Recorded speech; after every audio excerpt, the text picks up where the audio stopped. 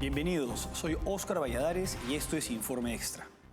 El 9 de febrero se realizó la primera vuelta en las elecciones presidenciales del Ecuador y el presidente Daniel Noboa y Luisa González, candidata del correísmo, pasaron a segunda vuelta, como era previsible. Sin embargo, existe muy poca distancia en los votos entre ambos candidatos. Ahora se volverán a enfrentar el 13 de abril. En la segunda vuelta, para analizar la coyuntura electoral y política del Ecuador, nos acompaña Alfonso Rollero, especialista en manejo de crisis y comunicación política. Alfonso, gracias por acompañarnos. Oscar, muy buenos días, un gusto saludarte, pues y un gusto saludar a todos aquellos que nos miran y nos escuchan en este momento. Bueno, Alfonso, empecemos pues con, antes de ver quién tiene más o menos posibilidades de imponerse en la segunda vuelta, analicemos lo sucedido en la primera vuelta. Como era previsible, Daniel Noboa y Luisa González se impusieron y pasaron a segunda vuelta. Sin embargo, ¿consideras que se esperaba que exista tan poca distancia entre los votos entre ambos candidatos?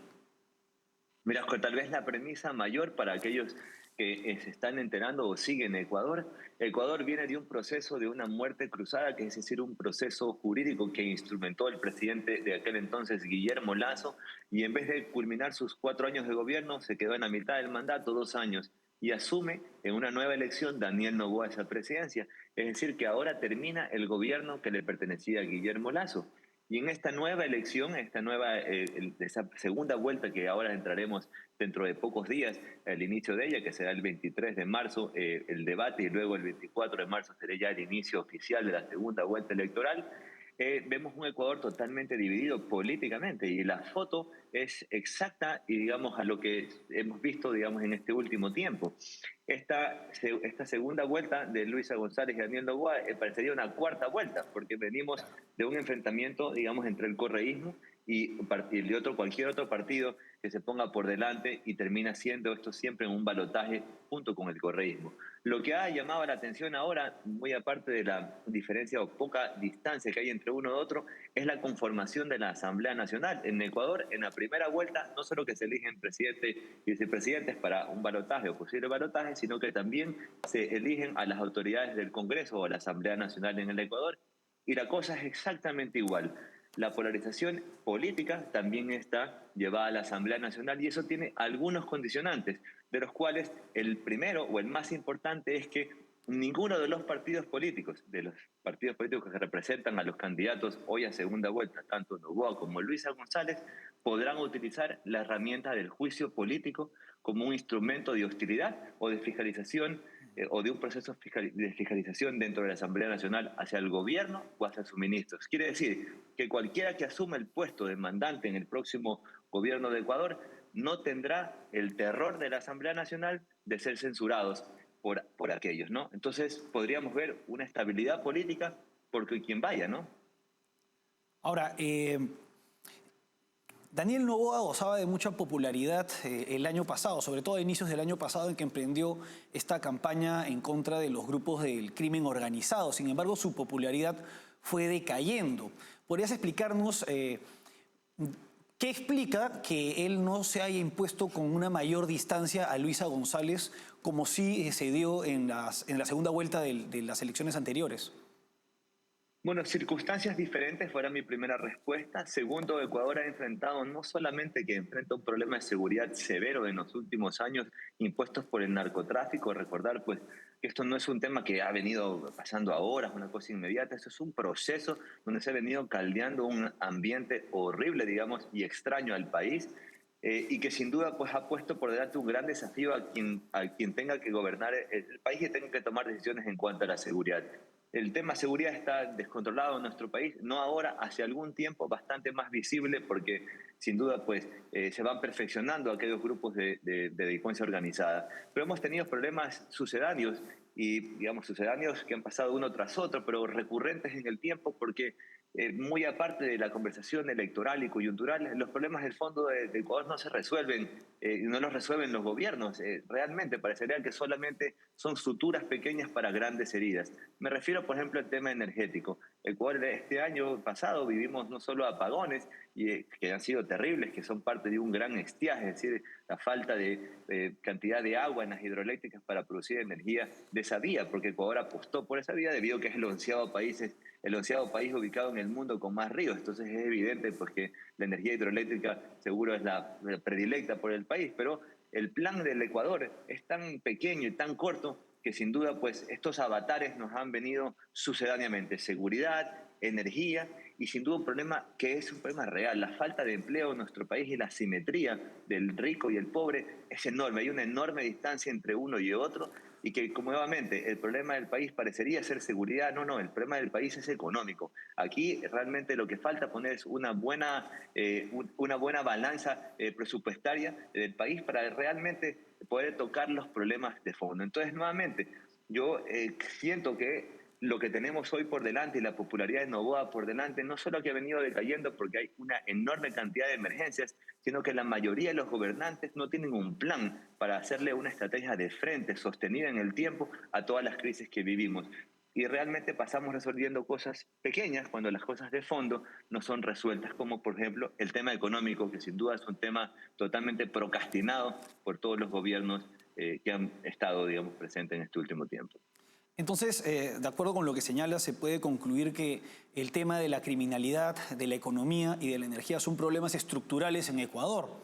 Pero al mismo tiempo, un gobierno, el de Noboa, que no ha tenido un mandato completo, digamos, constitucionalmente completo, ¿no? Por la situación de la muerte cruzada, se habría visto afectado políticamente y desgastado a raíz de no haber encontrado una solución a problemas que son estructurales y que tomaría más tiempo de resolverse. Sí, sin duda es eso. También creo que nuevamente los gabinetes de los gobiernos, digamos, son siempre insuficientes para la cantidad de problemas que hay, pero también podría decir que falta la tercera rueda, que es la sociedad civil, una sociedad civil bastante apagada, incapaz de poder de interpelar al poder, siempre dependientes de lo que diga la Asamblea Nacional, siempre dependientes de lo que diga la Corte Constitucional, que ha tenido mucho que hacer, digamos, y sus dictámenes han sido bastante dirimentes en lo que sucede en el Ecuador, por ejemplo, en el tema de seguridad con los estados de excepción. Entonces vemos una cantidad de otros, el espacio, digamos, que debería ser llenado por los ciudadanos, está siendo llenado por otros entes también bastante políticos. Entonces la conversación siempre sigue siendo dependiente de un político. Y Oscar, yo creo que ese es el gran problema de nuestros países, por lo menos de Ecuador y sin duda de los países de Latinoamérica.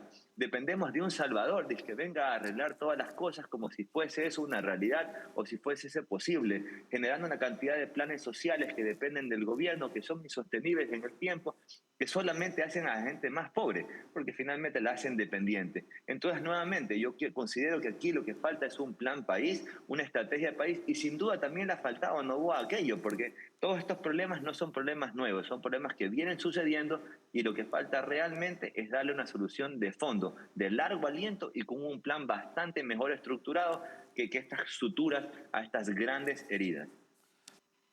Alfonso, ante el escenario descrito, ¿cómo puede hacer Daniel Noboa para recuperar votos que lo beneficiaron en las elecciones anteriores y que ha perdido en esta primera vuelta ante Luisa González?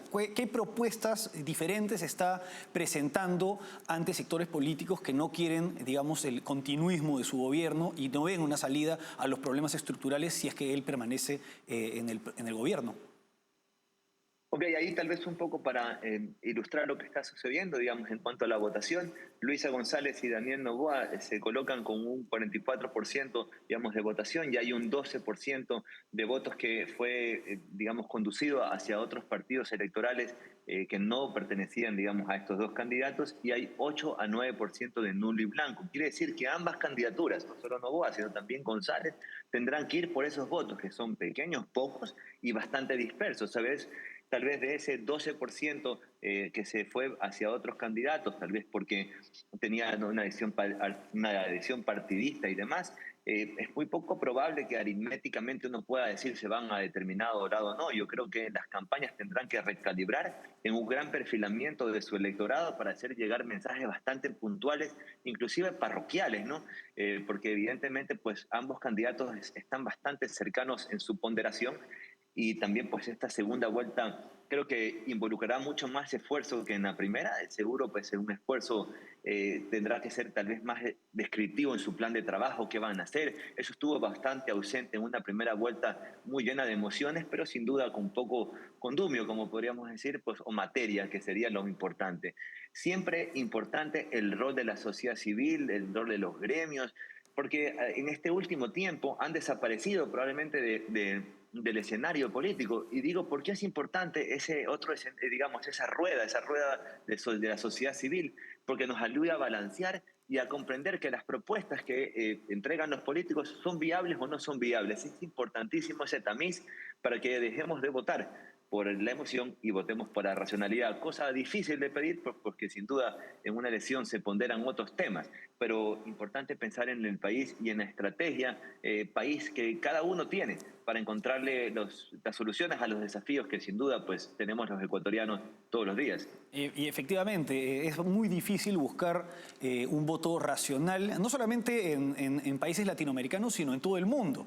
Y más aún en sociedades que son tendientes, como lo hemos señalado, al caudillismo, a proyectos mesiánicos y a discursos populistas que son inconvenientes pues, al desarrollo de sus países. Alfonso, vamos ahora a una pausa y regresamos con el segundo bloque para analizar la candidatura de Luisa González.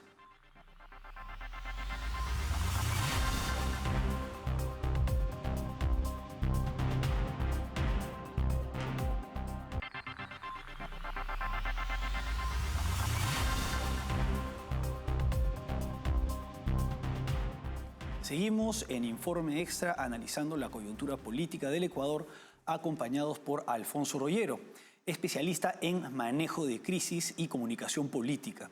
En el bloque anterior estuvimos analizando la candidatura del presidente Daniel Noboa, quien se ha impuesto en la primera vuelta realizada el 9 de febrero. Sin embargo, en esta primera vuelta, si bien se ha impuesto y le ha ganado a la candidata del correísmo, Luisa González, no lo ha hecho por un margen, lo ha hecho por un mínimo de votos, a diferencia de las elecciones que lo llevaron a la presidencia, en la que se impuso por más de 3 puntos a Luisa González. Esto genera dudas acerca de un triunfo suyo en la segunda vuelta programada para el 13 de abril. Alfonso, ¿cuáles son los principales aciertos en la campaña de Luisa González? ¿Se trata de una muy buena campaña o de errores políticos de Daniel Noboa o desgaste político propio de su gobierno? Bueno, Oscar, ambas campañas yo creo que fueron, digamos, bastante agresivas en esta primera vuelta, con poquísima bajada a su plan de gobierno, muy poco explicado lo que podrán hacer, tal vez eran ataques y cuestionamientos de un lado a otro, uno desde el lado, digamos, el caso de Luisa González a Daniel Noboa, digamos del lado como oposición, digamos, a gobierno, que es mucho más fácil atacar como oposición y defenderse como gobierno es más complicado, pero sin duda, pues, la campaña de Luisa González tiene el mismo matiz del correísmo anterior, digamos, siempre un poco al ataque, pero esta ocasión creo que tiene una salvedad. Para el último tramo de esta primera vuelta, notamos una Luisa González un poco más en control de tal vez de la candidatura y tal vez el movimiento de la campaña. Yo siempre he dicho que a Luisa González le falta realmente encontrarse el rol político dentro de su candidatura. No lo he logrado identificar antes tampoco cuál es su verdadero rol, digamos, político dentro de la campaña. Y creo que sin duda pues eso será parte de las cosas que deben recalibrar.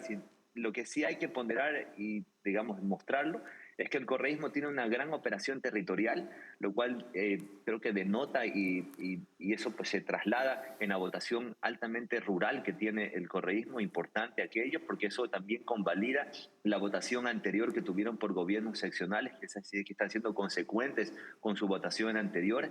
Recordar que el Ecuador está tan dividido que casi que es por regiones, ¿no? La costa favorece un poco más al correísmo, la sierra favorece un poco más a Noboa y la Amazonía pues un poco más inclinada hacia Noboa, pero tal vez con un poco más de solidez o consolidados ambos candidaturas ahí. Entonces creería yo que ambas candidaturas tendrán que recalibrar fuertemente en esa búsqueda de votos perfilados. Como decía hace un rato, son pocos y están dispersos, pero tendrán que entrar por ellos y tendrán que hablarle directos. Yo pensaría que inclusive hasta parroquialmente, porque los votos están así, están dispersos y tendrán que ir por ellos. Ahora, más allá de, digamos, la reivindicación de la figura política del expresidente Rafael Correa, actualmente prófugo de la justicia ecuatoriana, ¿cuáles son las principales propuestas de Luisa González? Revivir la patria es su eslogan, y uno entenderá ahí pues que revivir la patria seguro son algunas de los, eso implica que algunas de las cosas que ya hicieron antes estarán absolutamente presentes. Eso uno entiende un gobierno con un gasto público fuerte, digamos, con una inversión en el gasto corriente de gobierno como dinamizador de la sociedad, y eso pues vemos siempre que ha sido un error porque es insostenible en el tiempo, siendo esa pues el punto angular tal vez de sus manifestaciones públicas. Sin duda, volver al tema extractivista y, digamos, darle al Estado la dimensión de lo que respecta, digamos, para poder hacerlo efectivo. Esto se refiere a las empresas públicas que vuelvan a tomar tal vez el control de la producción petrolera. Recordar que hace poco el presidente Noboa hizo un anuncio de licitación de un campo petrolero que no lo pudo hacer, digamos, no lo pudo entregar porque hay una altísima polarización en aquello también. Pero el correísmo tal vez es más duro en esos términos y da adelante con aquella agenda. Pero lo que está claro que son dos formatos de gobiernos distintos. Uno es el gobierno correísta, que sin duda defiende un Estado muy fuerte, digamos, que es aquel que inicia y aumenta la atracción en inversión pública, y esa inversión pública es aquella que la que genera empleo y demás. Y por otro lado, entenderíamos que hay un gobierno que busca generar empleo a través de alianzas público-privadas, probablemente buscando la inserción del sector privado, mucho más en áreas estratégicas. Para aquello tendría que cambiar la Constitución, pues, y Daniel Noboa dice, voy por la Constituyente, y Luisa González dice, hay que reafirmarnos en lo que debemos ser fuertes, un gobierno, un Estado potente. Ahora, a la luz pues, de los resultados del 9 de febrero y de las encuestas, ¿qué posibilidades ves de que triunfe Luisa González? Bueno, yo creo que la elección es una elección bastante apretada. El gobierno tiene una grandísima oportunidad porque es gobierno, el presidente tiene una grandísima oportunidad porque este tiempo todavía sigue siendo presidente, el spotlight, la luz y la atención está sobre él. Ya sus pasos firmes deben ser dados con consecuencia y con firmeza. Tiene un caso de emergencia puntual al momento donde sin duda puede congraciarse con el pueblo que la está pasando mal, que es el momento invernal que vive la costa ecuatoriana. Y por otro lado, Luisa González en ese tiempo está esperando las falencias de aquel digamos, gobernante que pronto será candidato, y seguro atacará aquellas debilidades o cosas que vaya haciendo equivocadamente en este poco tiempo que le queda al inicio de esta segunda vuelta. Lo que sí esperamos es una segunda vuelta pacífica. Recordar que en la anterior elección presidencial, no en esta primera vuelta, sino anterior, hubo el asesinato no solo de uno, sino de varios candidatos a la asamblea. También un candidato presidencial fue asesinado. Entonces, cosas que son muy extrañas para el Ecuador, que demuestran que rápidamente debemos hacer algo para cambiar la situación. Esto no está bien. Y esto no se va a resolver con un gobierno distinto, esto se va a resolver con una sociedad que esté mejor enterada y, digamos, empoderada de los temas para poder no solo llevarlos al escrutinio público, sino para hacerlos efectivos.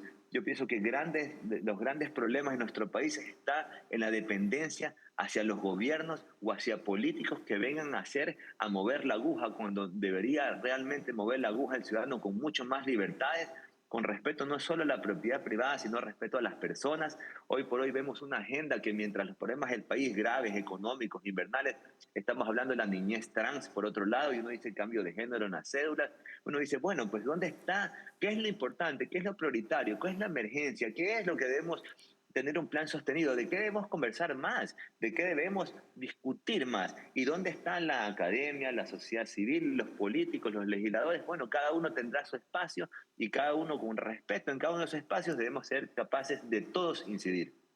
Ahora, como bien señalas, pues efectivamente, ¿no? Lo que se requiere, coincido contigo, es un Estado más chico, pero al mismo tiempo más fuerte, y además una sociedad más empoderada. Y eso pasa pues por políticas que no vayan pues con el típico asistencialismo que es el que promueve la izquierda, tanto radical como la socialdemocracia.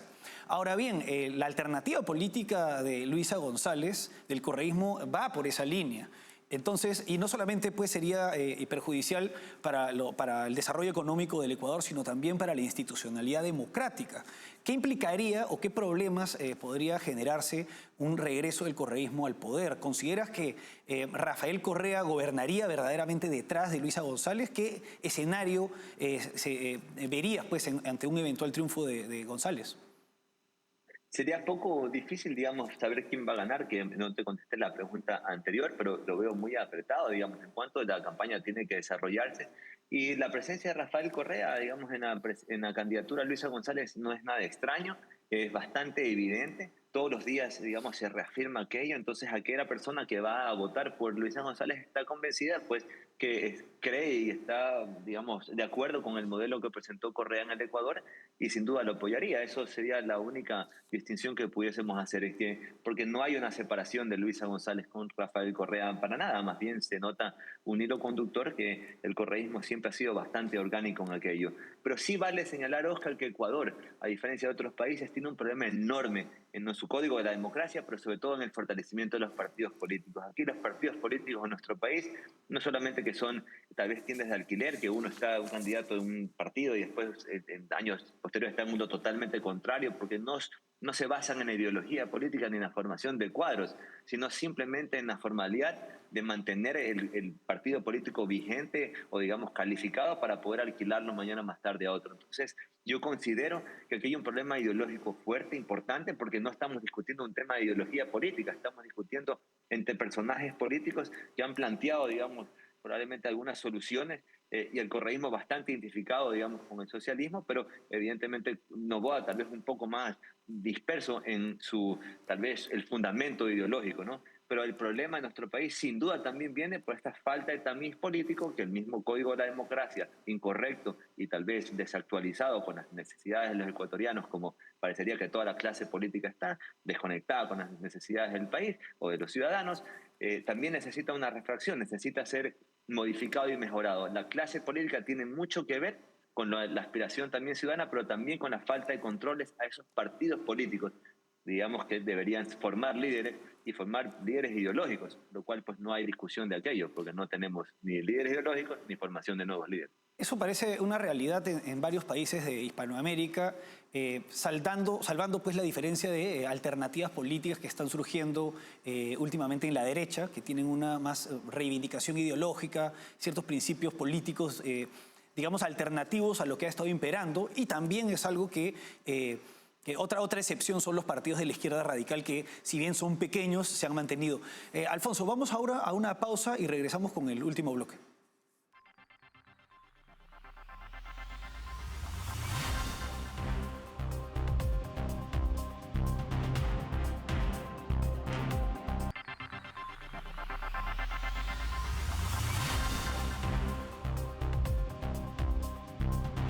Seguimos en Informe Extra analizando la coyuntura política del Ecuador, acompañados por Alfonso Rollero, especialista en comunicación política y manejo de conflictos.